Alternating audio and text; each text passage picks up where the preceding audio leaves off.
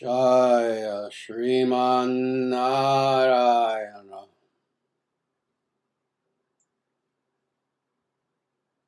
Jaya Bhagavan Shri Krishna.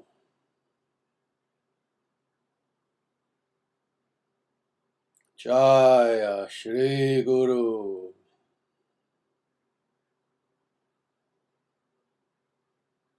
Sanatana Dharma Jayate.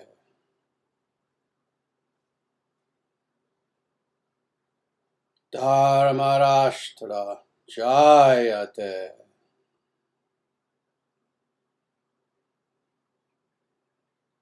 Suravangsha Jayate.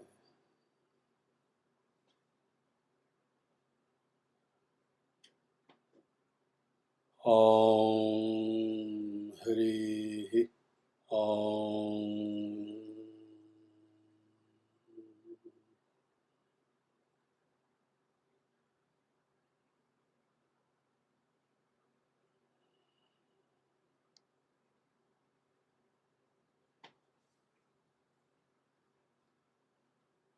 Namaste, everyone.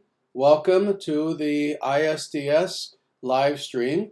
Unfortunately, we weren't able to have our live stream yesterday, so we're doing it today instead. So again, welcome to all of you who are here. It is absolutely my honor and my privilege to be here with you.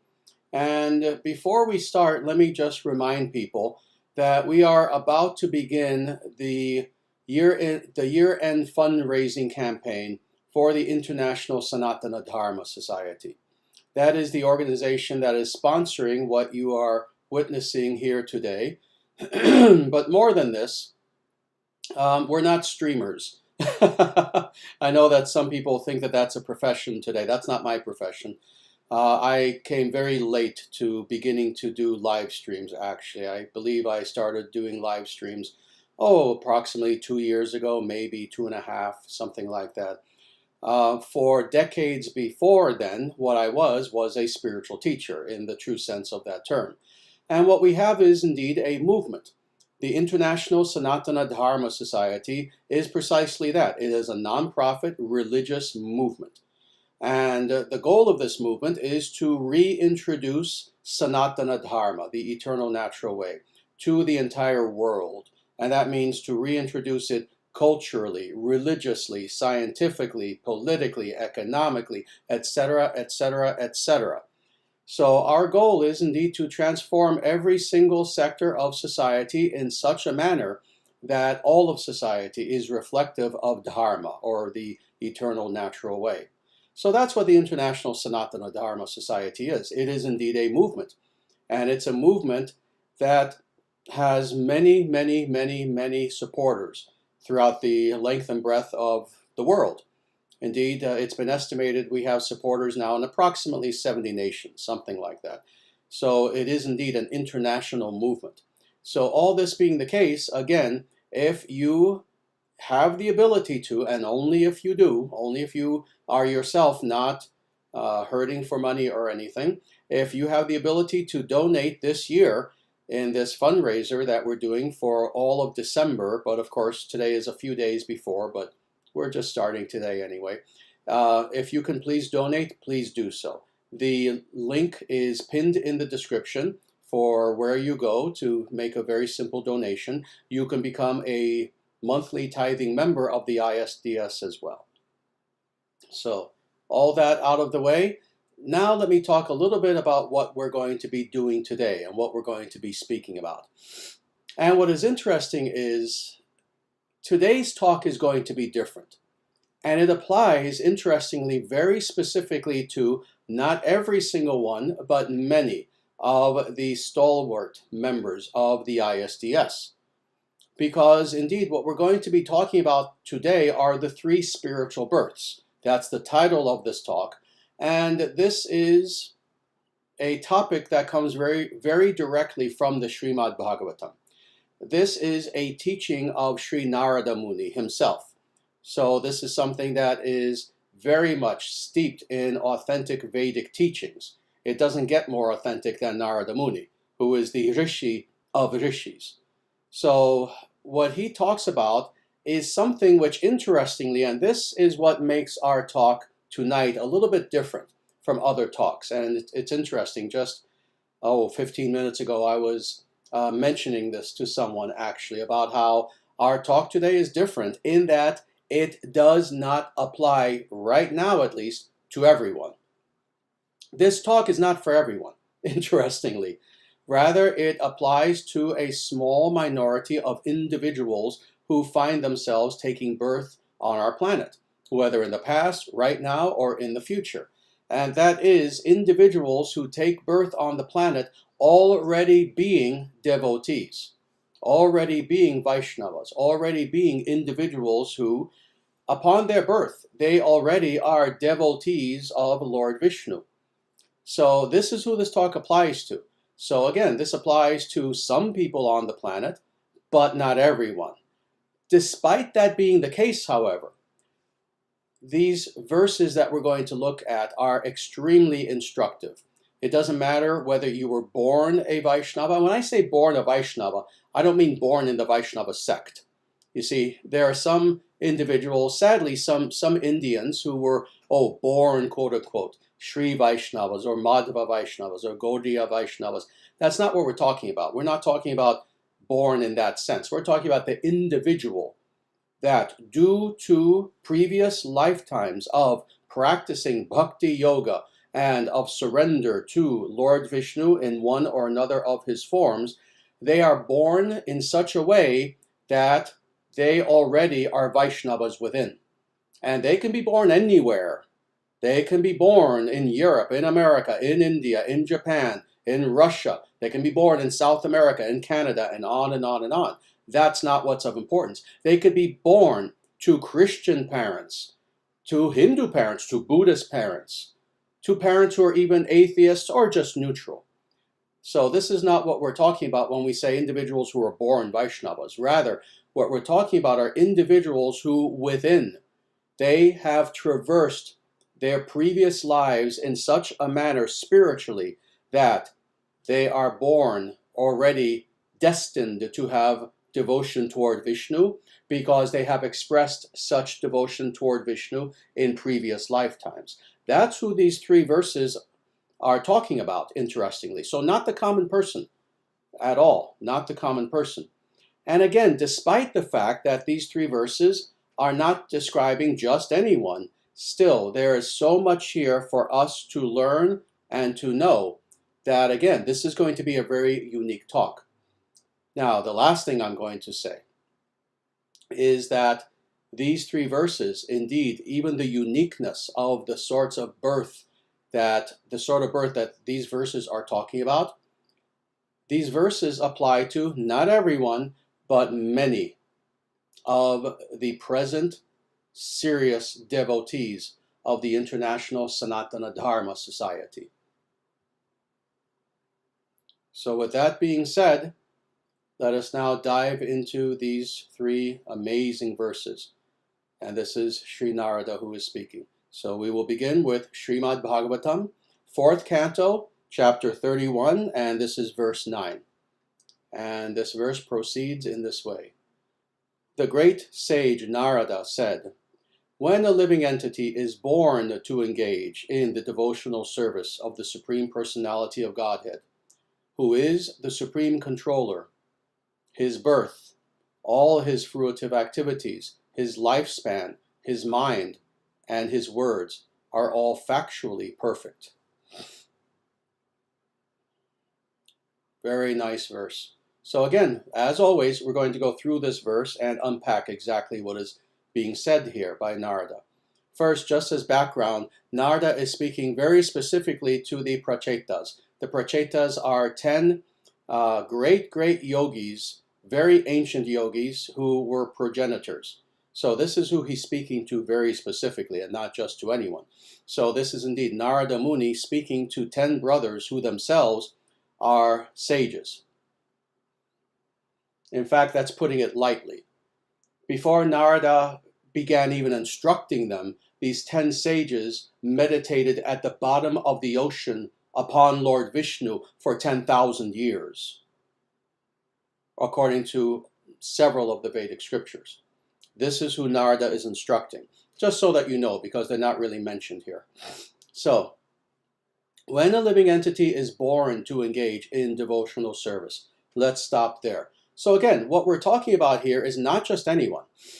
We're talking about an extremely rare individual who, from the very time that they're born, they are already geared toward devotional service. They are already geared toward having bhakti, having devotion toward Lord Viṣṇu. So again, this is the rarest of people. You see, I have to say this again and again and again and again, and it doesn't matter if it doesn't sound fair to the ears of modern degenerate individuals. No people are equal in this world. Individual human beings are not equal to one another. We're all vastly different, and some are more advanced on the spiritual path. Some are extremely advanced on the spiritual path. Some are barely advanced on the spiritual path. Some have zero interest in the spiritual path. Some are anti-spiritual to some degree. Some are so anti-spiritual to the point of being demonic. So thus, again, when we look at the world around us and we see all the varied human beings that we see around us, they're not equal in any way, and especially spiritually. So indeed, this is something that we simply have to accept. Now, can we become very advanced spiritually? Of course, that's up to us. That's up to us. But in the meantime, free will being operative, there is indeed that divergence that is there. So, who Nārada is speaking about here is not just anyone. Not just, a person who they watched a YouTube video on meditation and now they're beginning to maybe have some little interest in something spiritual. It's not who Nārada is speaking about here. Nārada is speaking about individuals who, as I was saying, like these 10 prachetas, like these 10 brothers who were yogis, meditated upon Vishnu already for 10,000 years, while sitting and holding their breath under the ocean. That's pretty advanced. So this is who Nārada is speaking to. So, when an individual, when a living entity is born to engage in devotional service, and of whom? Of the Supreme Personality of Godhead. Not just anyone. Again, something else we have to stress again and again and again. It's not choose your flavor of ice cream. It's not just devotional service toward anyone, but very specifically toward that which is the Supreme Being. And then just to make this even more clear, and this is all Prabhupada's translation, there is in the clause an explanation of what is the Supreme Personality of Godhead. Who is the Supreme Controller? So who is the Supreme Controller? So again, we're talking about God. And indeed, this verse and Prabhupada's translation of this verse is extremely accurate and is extremely specific about who it is that is being worshipped with devotional service. That which is the highest, that which is the source of all beings, the Supreme Controller. So when a living entity is indeed born in such a manner, they are born a Vaishnava internally. Well, what does this mean about this individual? Now we go on. His birth, that is how indeed he is born. His fruitive activities. Let's stop there for a moment. This is very interesting. Again, this is Prabhupada's translation. I personally trust Prabhupada's translation enormously, more than anyone else's translation.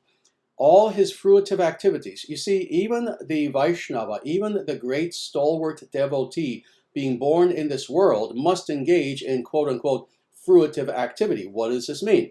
This means going to the gas station to fill up your car. This means going to the grocery store. This means having a job.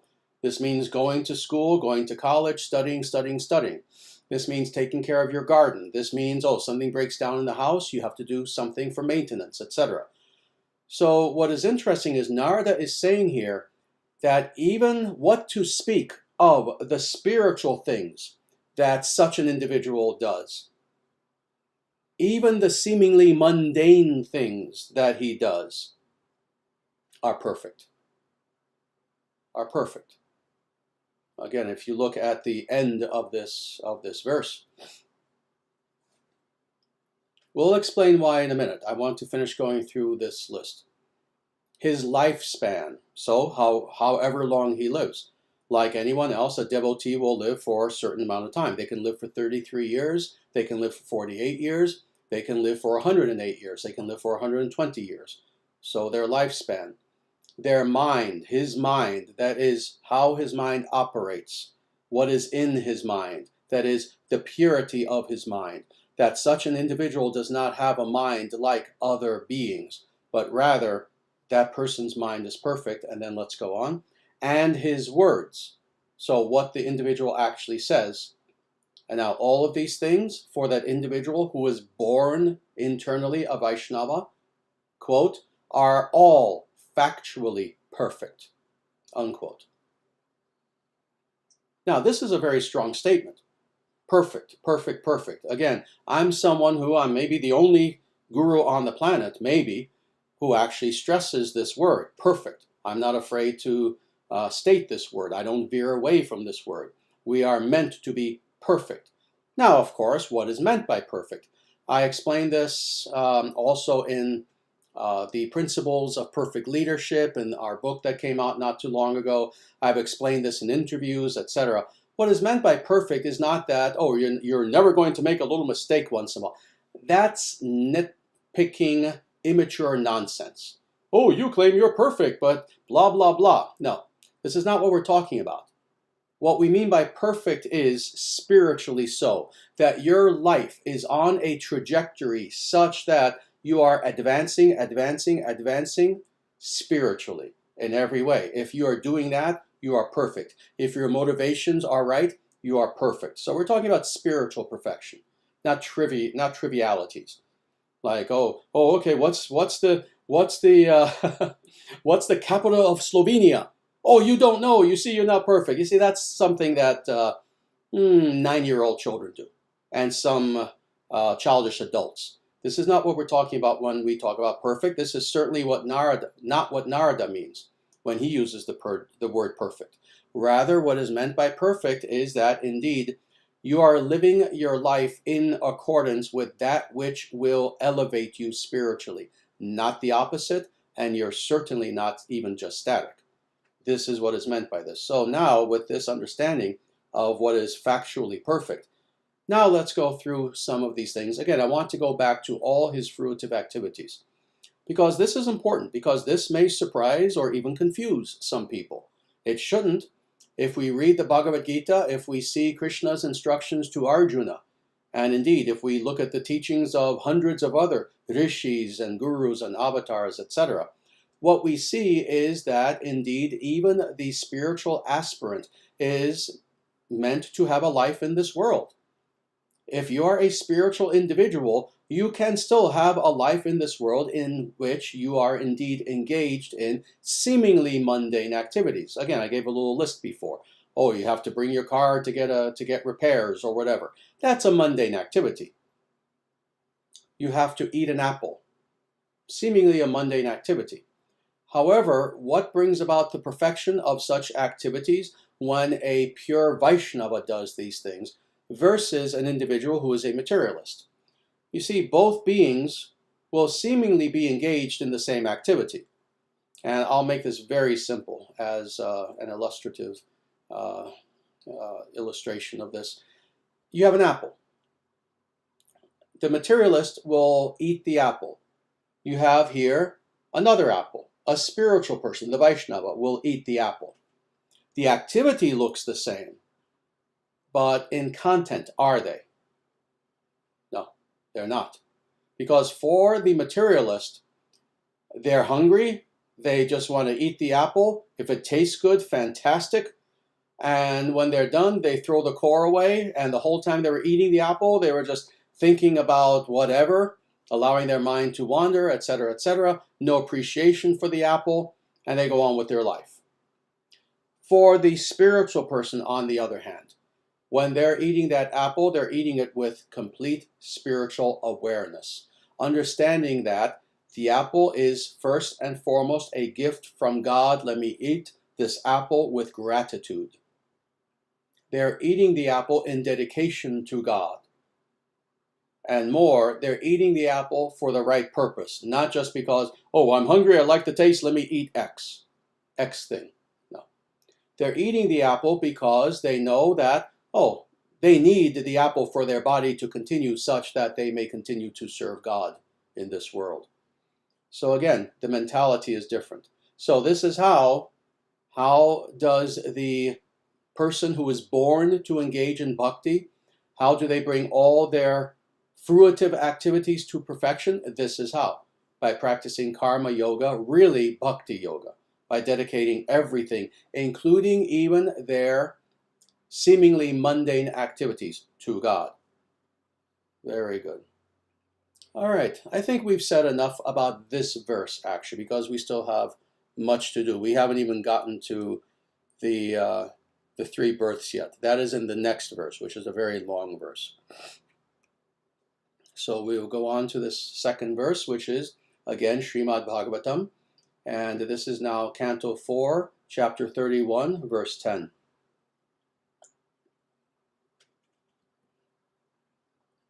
A civilized human being has three kinds of births. The first birth is by a pure father and mother, and this birth is called birth by semen, shaukra. The next birth takes place when one is initiated by the spiritual master, and this birth is called sāvitra. The third birth, called yājñika, takes place when one is given the opportunity to worship Lord Viṣṇu. Despite the opportunities for attaining such births, even if one gets the lifespan of a demigod, if one does not actually engage in the service of the Lord, everything is useless. Similarly, one's activities may be mundane or spiritual, but they are useless if they are not meant for satisfying the Lord. Very nice. And that is the end of the verse.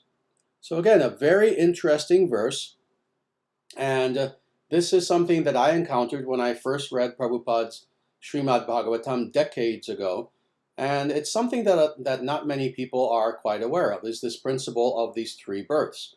So let's go through this a little bit. First of all, there is a qualifier that is here. And again, this is Narada Muni speaking to the 10 prachetas, who are amazing yogis to say the very least. So this is a supremely qualified guru speaking to 10 supremely qualified disciples. So he begins with this first sentence. A civilized human being has three kinds of births. Again, this is Prabhupada's translation. And he is indeed very correct in starting this verse in this way, a civilized human being. So as we know, again, as I said a short time ago, not all beings are equal, not all human societies are equal, not all cultures are equal, etc., etc., etc. There are some cultures that, objectively speaking, meet the criteria such that we can call them civilized, and then there are those cultures that are not civilized. And to state this very simply, those cultures are civilized in which those cultures are following Dharma. And then those cultures that are not following Dharma are considered to be uncivilized. So thus, Narada is making it very clear here, is that he's talking about a human being who is not just anyone, but who is him or herself a civilized person, i.e. following Vedic etiquette, Vedic spirituality, Vedic philosophy, culture, etc. So that is who these verses apply to, not anyone else. So if you're following Sanatana Dharma, the Vedic way, then again, you're a civilized person in accordance with Nārada. So now let's look at these three births. The first birth, of course, is, nothing too surprising. The first birth is by a pure father and mother, but we see that word pure. So let's stop there and comment on this for a moment. Indeed, it's not enough merely to have a father and a mother. You see, every living being in existence, for that matter, forget about humans, animals, etc. Every being who comes into existence has a father and a mother, has parents. Humans, all of course, now dealing with humans specifically, every human has parents. Every human has a mother and a father. However, what is being spoken of here very specifically are those human beings who have pure parents. What is meant by this? Parents who themselves are following spirituality very sincerely, very strictly, who themselves are following the Vedic way, who are following Sanatana Dharma, the eternal natural way, who themselves are practically yogis. See, this is the thing. What is central to Vedic civilization is the family. And what does that mean? That means a mother, a father, and however many children. In some cases, sometimes people cannot have children, so they don't, and that's sad when that happens. But for the most part, the idea is that you have a mother, you have a father, and you have children. Well, in Vedic society, it is the duty of the mother and the father to serve practically as the first guru of the child. It's not enough to just have a kid, as is done today. And how that kid is going to be raised, who knows? Sit him in front of a TV and hope for the best. No, this is not the Vedic standard. The Vedic standard is that when there is a child in the picture, that the parents are to be, in a way, the guru of that child, that they themselves have to be pure. They themselves have to be ethical people. They have to be people who are spiritual, people who are well-meaning, people who are sincere, etc. So this is what is being spoken of here, is that this is the first kind of birth that is a birth that is acceptable and considered to be truly civilized. So this is the very first birth, the birth that comes about by semen. In other words, biological birth. Now let's go on. Now, interestingly, the second birth takes place when one is initiated by the guru, by the spiritual master. Now, with this birth, and it is considered to be a second sort of birth, when an individual comes to the point where they are mature enough that they have the wisdom, they have the intelligence, they have the discipline, they have the ability, more than anything, they have the desire to now truly grow spiritually and consciously so. It is at that point that now that individual will approach the guru. They will approach the spiritual master. They take shelter of the spiritual master, and in a way, in the same way that we said that the biological parents serve almost in the role as a guru, the guru serves almost in the role as a parent, interestingly. And this being the case, it is very appropriate to understand that this is like a second birth. That now, upon initiation by the guru, you see the guru as, yes, this is an individual who is here to guide me, who is here to help me to grow in every way, of course, primarily spiritually, but truthfully in any way that I need in order to then grow spiritually. So this is the second birth. Very good. Now let's go on to the third birth. The third birth, it takes place when one is given the opportunity to perform specifically what in the Sanskrit is called yajñika. That is to perform sacrifice in such a way that you are worshiping Lord Viṣṇu. So this is the third birth. Let's go through this again very quickly. With the first birth, that is the biological birth. With the second birth, this is when one takes shelter of a guru. With the third birth, now an individual is on the path, the serious path of sadhana, and they are personally worshiping Lord Viṣṇu, and very specifically through yajña, through puja, through ritual, etc. Now at this point, the guru is still there. You never leave the guru behind. Again, this is a new age idea that, oh, you are meant to eventually surpass the guru. You never surpass the guru. That's a new age idea. That's not an idea that you find in any legitimate ancient spiritual tradition. No, on the contrary, you do not surpass the guru. However, it does come to the point where you become more self-propelled. You're doing your sadhana, and you don't need the guru there constantly looking over your shoulder, making sure you're doing everything correctly, etc. But now you are engaged in actual worship of Lord Viṣṇu. And what does that mean? That means deeper sadhana. That means deeper sadhana. See, there is the sort of sadhana in which one is doing things by rote, which is of necessity, actually. At the beginning, you're making yourself do sadhana. But then it comes to the point where it's no longer something that you're making yourself do, rather it becomes natural to you.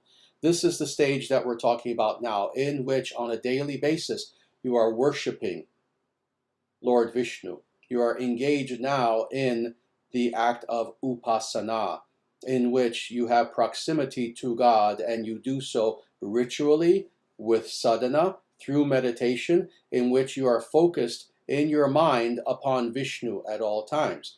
This is the third birth. This is the third stage that Nārada is speaking of here. Now let's go on. Despite the opportunities for attaining such births, even if one gets the lifespan of a demigod, if one does not actually engage in the service of the Lord, and then this final clause, everything is useless. Powerful statement. Let's go through this. Let's go through this a little bit. So despite having the opportunity to go through these three stages, here you are, you're a human being, you have been given this blessing. How long will you have this blessing for? Again, how long will you live?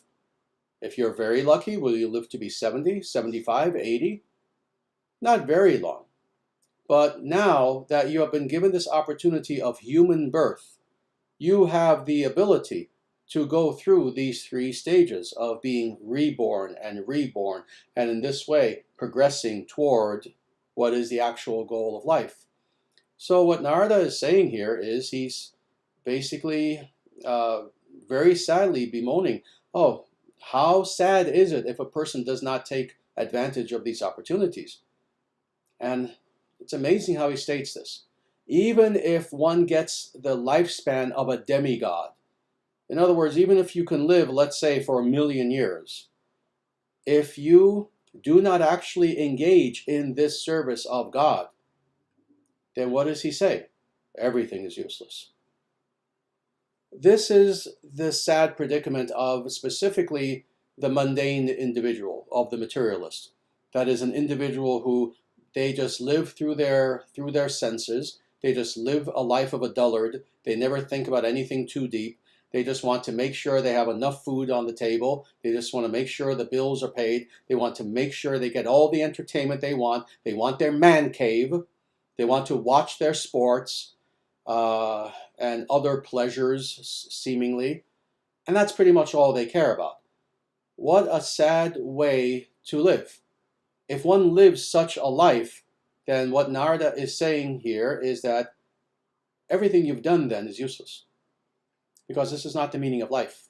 The meaning of life is not to just get blackout drunk every day, wake up with hangovers, etc., etc., etc. What a waste that you were given this amazing instrument of this body, this mind, the abilities that the mind has, and more. You have been given this vehicle known as Sanatana Dharma, through which you can take that body, you can take that mind, you can take all the talents that you have, and you can bring them to perfection in such a way that you can know that which is your source. And to then not do that, and again, live in your man cave drinking beer, how sad, and what a waste of life. This is what Nārada is saying here. But now let's go on. Similarly, one's activities may be mundane or spiritual. Let's stop there because, again, this is confirmation of what we were saying a little bit earlier, that for the Vaishnava, for the yogi, for the individual who is spiritual, we need to be concerned both with the spiritual aspect of our life, but also the mundane aspect. Again, the mundane aspect, not like a dullard. No, we're fully aware of the difference between the two, but we also have to do what we need to do. We need to go to the supermarket and shop. That's a mundane activity. We have to do all of these things, but again, it's the internal temperament that's different. While we're doing the mundane things, we're aware that they are mundane, but even the mundane we offer at the feet of God. So again, it's interesting. It's nice confirmation that Nārada says this. Similarly, one's activities may be mundane or spiritual, but they are useless if they are not meant for satisfying the Lord. So again, similar to what Narada said in the previous verse, but just making it even clearer, that we are born to worship God. And if we waste this lifetime doing everything that our senses drag us to do, but we never think about anything deeper, we never aspire for anything higher, what a waste. What a waste, what a waste. Let's go on now to what is the very last verse that we're going to look at. And this again is Srimad Bhagavatam. It's Canto 4, Chapter 31. And now the next verse, verse 11.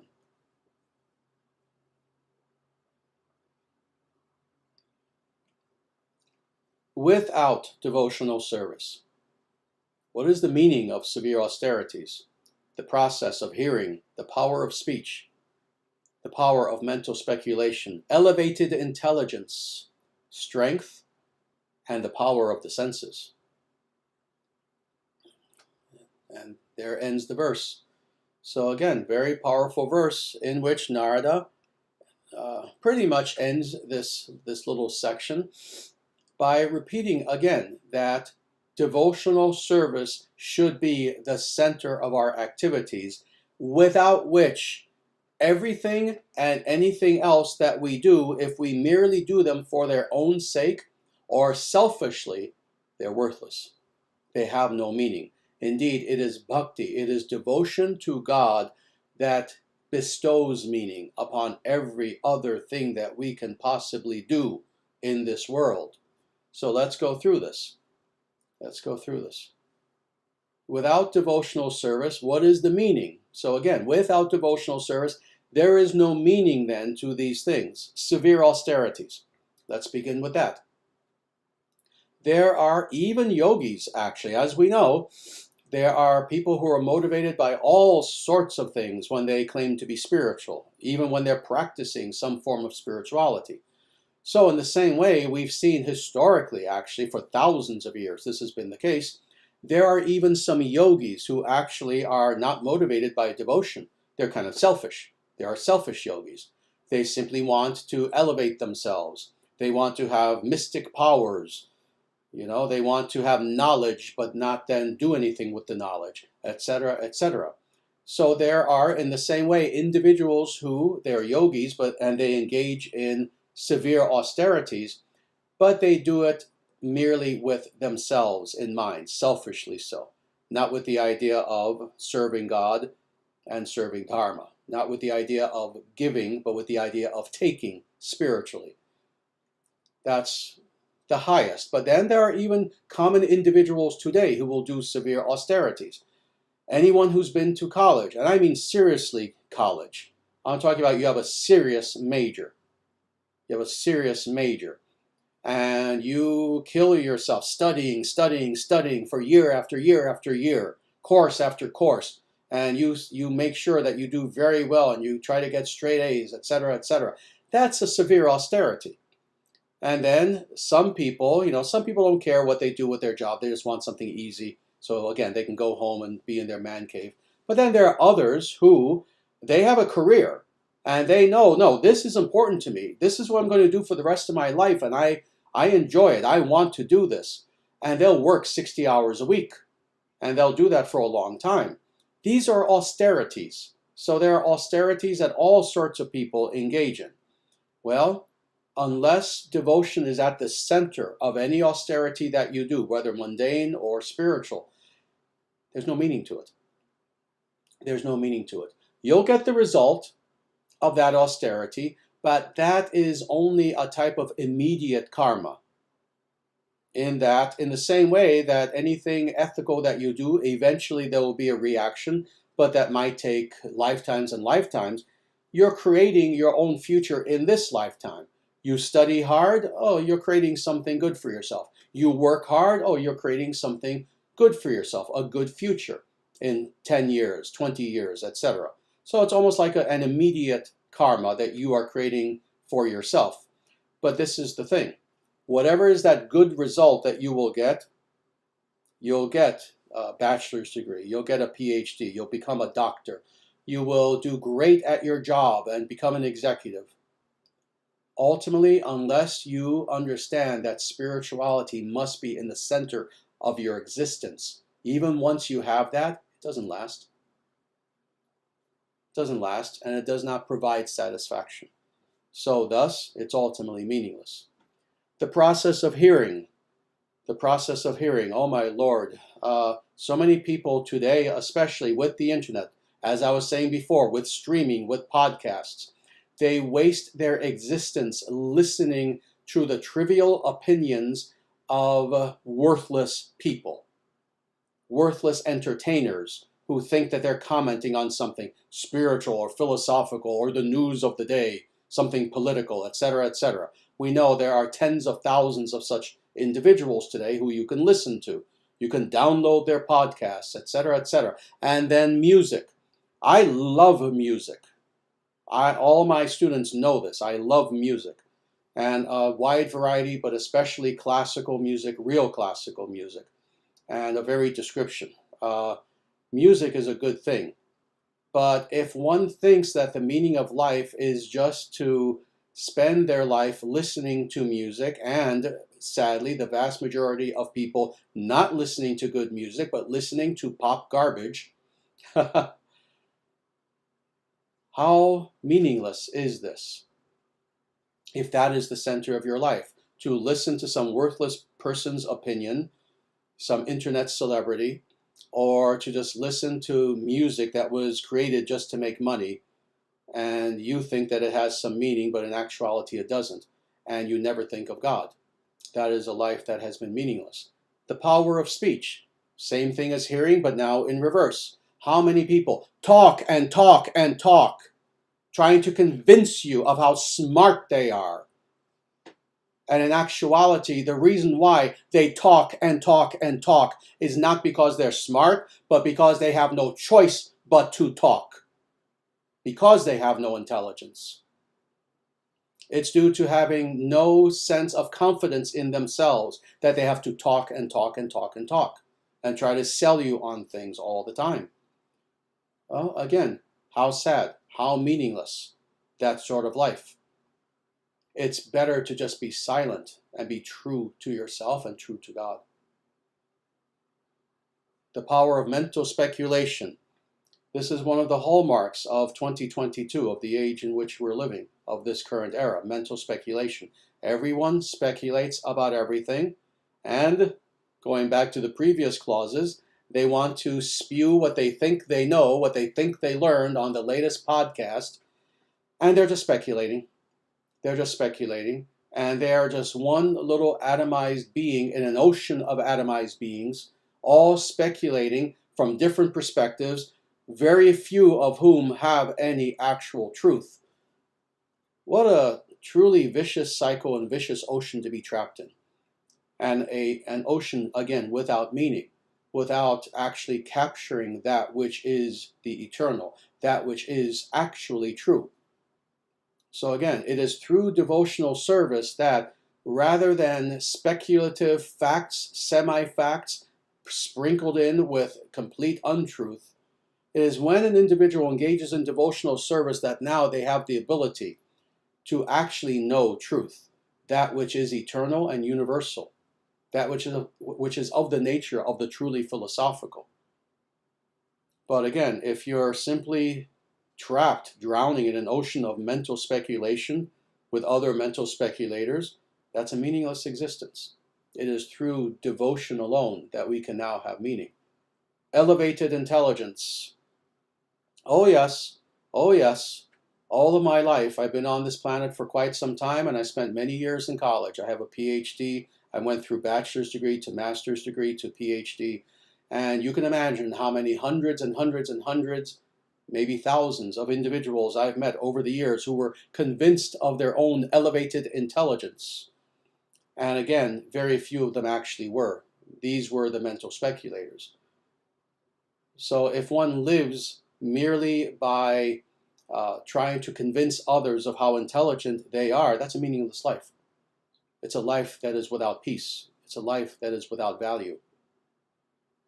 Strength. Strength. Strength is important. See, Many of these things, they are important. They are indeed important. Understanding the power of speech spiritually, understanding the process of hearing spiritually. In the same way with strength.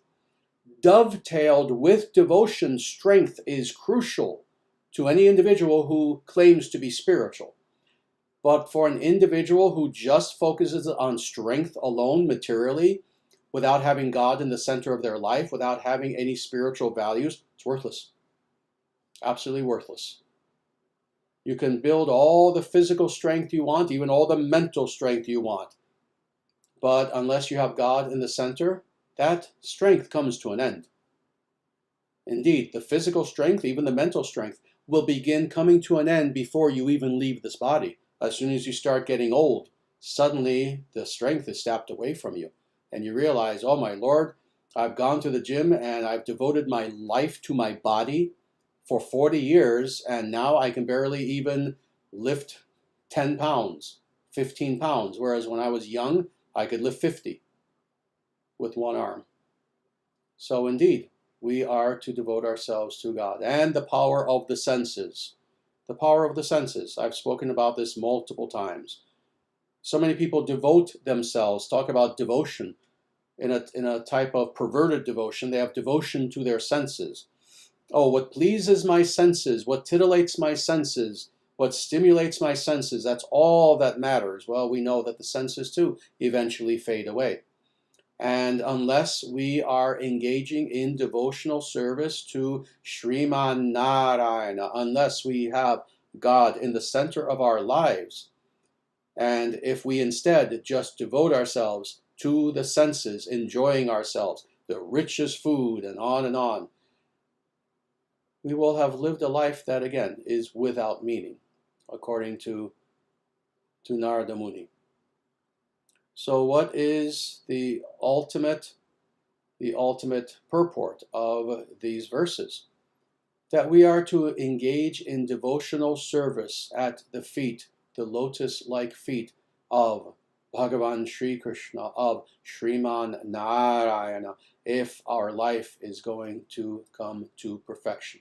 If we are going to live like a truly civilized human being, if we are going to experience lasting happiness, not just the happiness that comes from that last ice cream cone that we ate and is now gone. No, if we are to have lasting happiness, lasting joy, lasting peace, and a peace that is eternal. If we are to know ourselves perfectly, there's that word again, if we are to know who we truly are within as Atman, as this pristine unit of consciousness, but more, if we are to know ourselves as that pristine unit of consciousness that also has another infinite unit of consciousness as our source, that is God. If we are to know all these things, then we are to practice bhakti, we are to practice devotion. And it is in such practice that we fulfill the true meaning of our lives. So with that, I thank you very much for listening to my discourse. And we have a little bit of time. I would like to see if there are any questions that anyone has about what we spoke about this evening, or any aspect of the Vedic tradition. Any sincere questions will be entertained.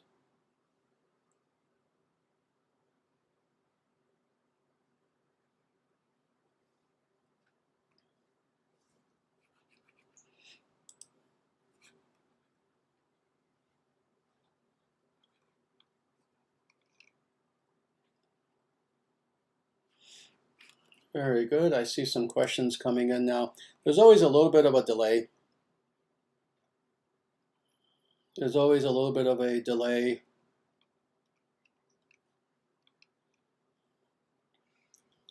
Let me say this. I do things in a very, very authentic way as a Vedic Acharya.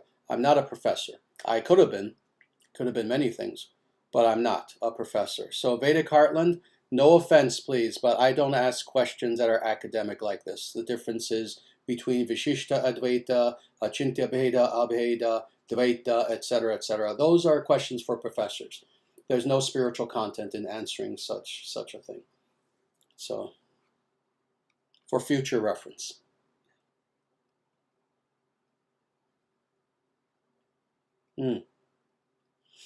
Here is a very interesting question from Varsaga. Namaste. Is it an offense to listen to a guru's teachings or talks while multitasking with mundane activities due to lack of time? Good, practical question. And let me tell you, there's nothing offensive about such a thing. Indeed, with myself, I was raised in early ISKCON. I joined ISKCON maybe several months after Prabhupada left the planet. So ISKCON, when I joined it, was still 99.9% Prabhupada disciples. And everyone listened to tapes, cassettes, because that's what was around in 1978. Everyone listened to cassettes of Prabhupada lectures as they did their so-called mundane service. As they were doing any sort of service, as they were mopping the floor. I did this myself. I would be in the temple mopping the floor, cleaning things, etc. And in the background would be Prabhupada on cassette, giving a lecture. And I would listen and do my service, listen and do my service. So this was a common thing that happened even when Prabhupada was here. And indeed, time is limited. There are only 24 hours in a day. I wish that there were 200 hours in a day. And for me, even that wouldn't be enough, actually. But there are only 24 hours in a day, of which 8 will be sleeping. And then you have to take care of your body, etc., etc. You have to eat.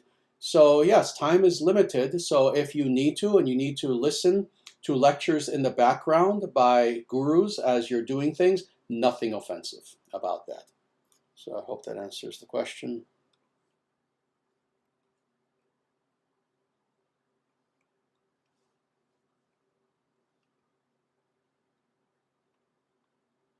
And give me one moment, please, as I look through some more questions here. There are many questions. Very good. Here's a nice question from Berserker. Namaste, Sri Acharya. Would Pythagoras have been considered a sage by Vedic standards? Yes. Yes, he would have. The only question being whether he indeed accepted the Vedic literature as being a legitimate source of information. And we don't have any information about that one way or another, actually. But as far as his lifestyle, as far as what he was trying to attain, yes, he would be considered to be a Vedic sage. Indeed, Pythagoras was a vegetarian. He lived in essentially an ashram. He lived with other individuals who were seeking to know truth, for which he served as the guru. And in many of the practices that the early Pythagoreans had, yes, this would be considered to be Vedic in every practical way. Very good.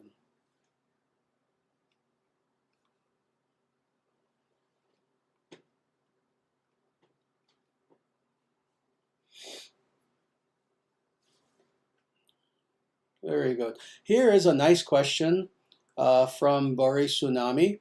And it is, Namaste Acharya, can you speak about how karma works when a man and woman married? Does their karma combine? Thank you. Excellent question. Their karma does not combine, rather it becomes intertwined. And there's a difference between the two. You combine ingredients to make mashed potatoes. And as a result, it's like literally they become one.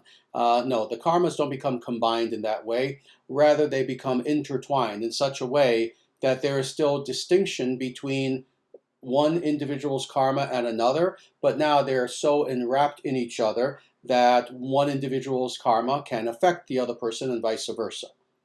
So that's the difference, and I hope that makes sense. They don't become combined, rather they become intertwined. Very good.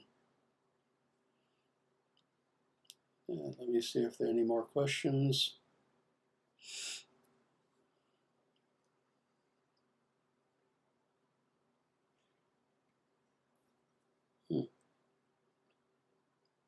Very good. Here's another very interesting question from Berserker, and it is, Namaste Sri Acharya. Is there a Vedic concept of an accompanying spirit or animal-like mental automaton that follows an individual from birth, helping them with their karma and representing them?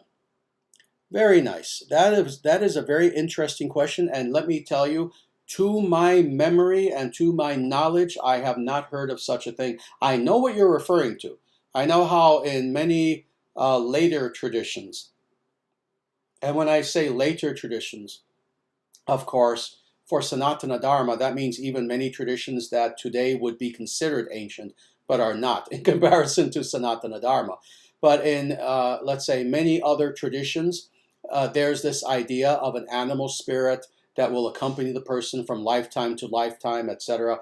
In Sanatana Dharma, to my knowledge, there is no such concept like this. So no, there isn't such a thing.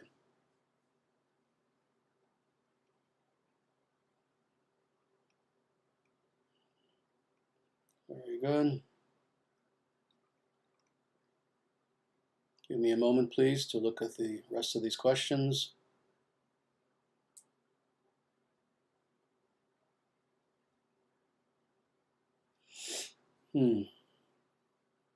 Here is a very nice question from Blue Suzaku, and it is Namaste Acharyaji.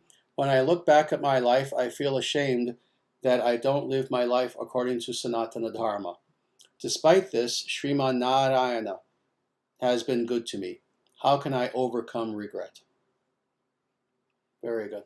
I see that I didn't live my life according to Sanatana Dharma. Good. So you're talking about more of the past.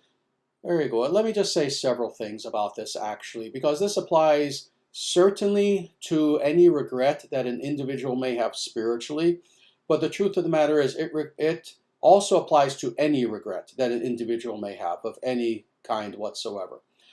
On the one hand, when we look back upon the mistakes that we have made in our life, when it comes to mistakes that we made because we simply were not provided the proper knowledge at the time, we need to be forgiving toward ourselves. See, this is the thing. So, Blue Suzaku, I'm going to, I don't know who you are, but I'm going to say it is probably the case that the moment you were born, you were not surrounded by spiritual guidance and gurus telling you very wise things and encouraging you to grow spiritually and to learn about Sanatana Dharma. See, this is the case indeed for most people, that if we don't have the knowledge, then what are we to do? It is when we're provided with the knowledge, and when we sought the knowledge and then we have the knowledge, it is at that point that we are meant to then follow. So this is the thing. If you didn't have knowledge about what was the right thing to do, what was the wrong thing to do, forgive yourself. Don't have regret. It's not like you went out of your way to do the wrong thing. It's not like someone, when you're older, 20 years old, tries to speak to you about something spiritually and, you hit them over the head with a club and ran away fast from that person. That's not the case. The truth of the matter is that if we don't have the knowledge, there's nothing we can do. So forgive yourself for that. But now let's go a little bit deeper. And again, this applies both spiritually and materially as well. If an individual indeed made mistakes in the past, and it's not merely a matter of knowledge, but of lack of knowledge, but let's say, to some degree, they kind of wanted to do the wrong thing, and they followed a bad path for some time, etc., etc. Well, where are you now? Where are you now? You see, it's the now that really matters. Past can't be changed. This is why time travel is nonsense. That's why Vedic spirituality does not believe in time travel. Indeed, no ancient spirituality does. We cannot change the past. We can, however, embrace who and what we are now, if now we finally are doing the right thing. Now, what can we do with the past?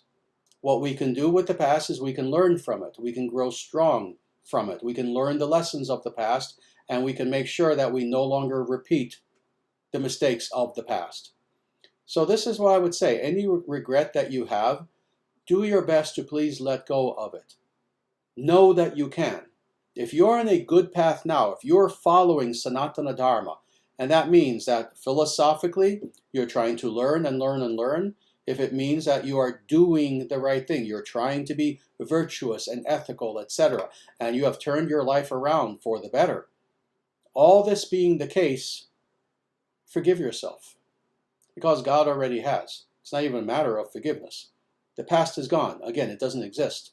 And the fact that now you are finally doing the right thing, give yourself a break. Don't be hard on yourself anymore. Don't have regrets. Focus on what you're doing now and focus on what you want the future to be. What do you want the future to be? And again, I'm going to speak generally because, again, I don't know who you are or your specific life situation. But what should a good person want the future to be? They would want the future both spiritually and materially to be good, to be healthy, to be wholesome. They should want that spiritually they continue to grow in knowing themselves and in serving God.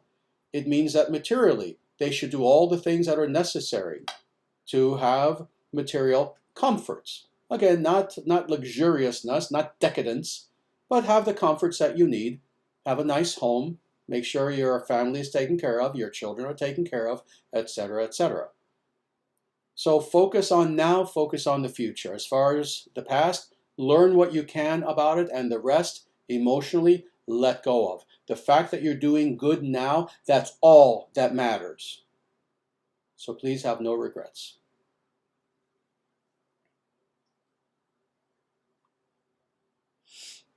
Very good.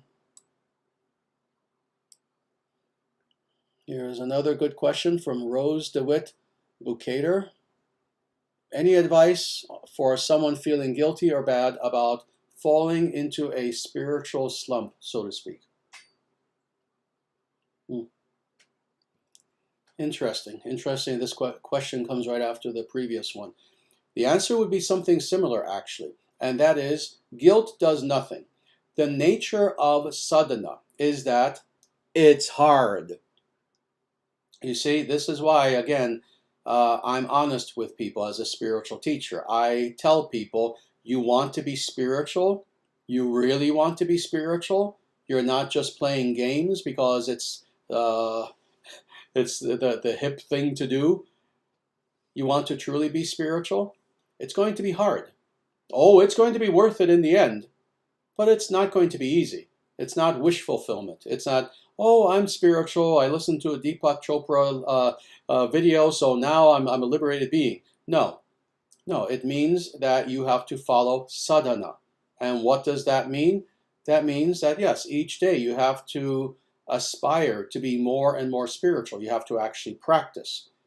Now, all that being said, because it is difficult, for almost everyone, there will be ups and downs. There will be times when you're just not very inspired. You'll stop meditating for a week, a few days, a month, whatever. And there are these natural ups and downs. But despite that fact, you never give up. You understand that the holy name of God, and there are scriptural references to this in the hundreds. The holy name of God is so sacred, so purifying, to the point where if with pure devotion one can recite the name of God once, you can achieve liberation. Now, not everyone can do that. That's why it's a rare thing. But in theory, that is the case. So, the fact that you have recited the name of God even once is a blessing upon your life. And if you've done more, what an increased blessing. So this is the thing. Do the most that you can. Try to do the best that you can. Even if you can't do every day, you miss a day, you miss 2 days. Don't use this as an excuse to now, let's say, stay off the horse. Get back on the horse. You fell off the horse, get back on. And you continue, and eventually it will get to the point where you are strong enough that you can do your sadhana every day. And in the meantime, don't feel guilt. See, ours is not a path of guilt. That's Abrahamism. We don't flagellate ourselves. That's barbaric. That's barbaric religion. That's not what we do. On the contrary, if we have a good will, if we have a good heart, if we are sincere, and if we strive with whatever strength we have to know God, this is the nature of God, that for every, not foot, for every inch that we come toward God, God comes a mile toward us. And that's grace. We also rely on God's grace. So please don't feel guilty. Just keep trying. And know that there's nothing but reward for as long as you try. Very good. We are definitely over time, but I want to see if maybe there is one more question that I can answer. So give me a moment as I look through these.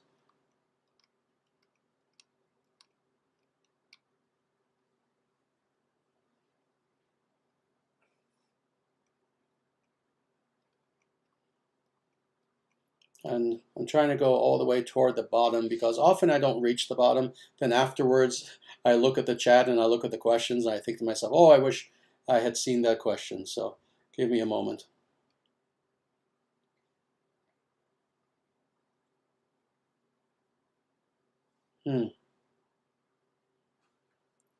Very good. I'm going to answer this actually, and it's from Jason. Namaste Acharyaji. Are there any teachings of Srila Prabhupada that you consider neo-Vedic? Zero. Absolutely zero.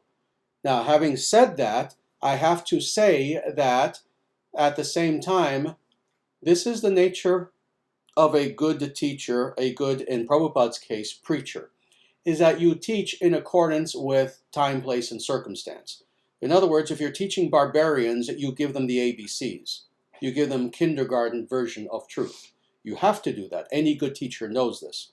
So did Prabhupada in his teaching attempts in the Western world, etc., say some things that maybe were not 1,000% accurate? Because again, he had to say such things in order to try to sway his audience of people who knew nothing about anything Vedic. Of course he did that. So in some statements, he can almost seem a little bit like a radical universalist. He was not.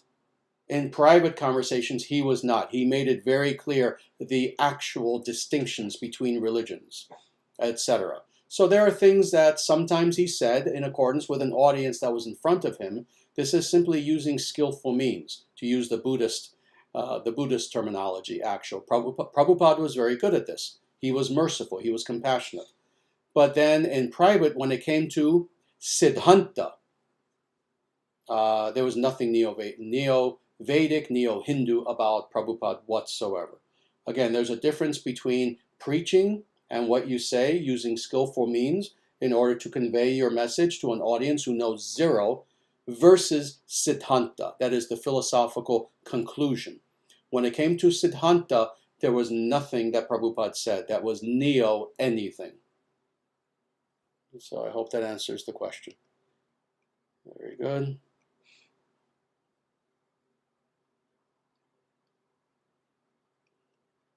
I have to answer this last question actually, and it's a nice question. And usually I could give a 5-hour answer to a question like this, but I'll answer this very simply. This is from Linda D, and it's Acharyaji. Can you explain why Krishna is not the top god like ISKCON believes? Yes, because Krishna is an avatar of Srimad Narayana, as is said in all of the Vedic scriptures taught by all legitimate acharyas.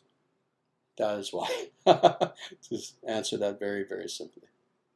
Very good. All right, with that, we are 10 minutes past the hour, and after this, I'm actually getting to the gym, so I have to get going. So I thank you all again very much for being here.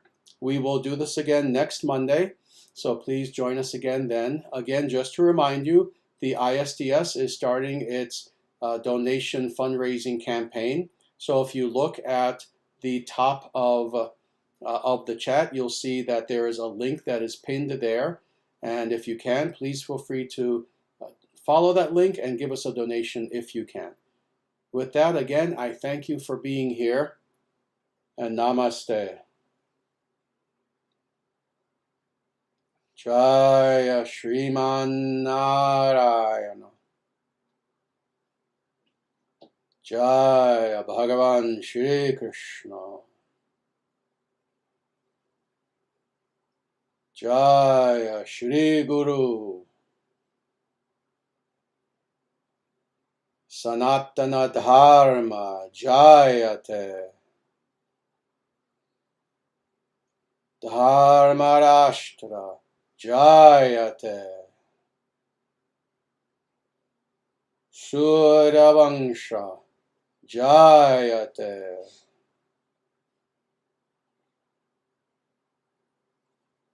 Om Hri Om.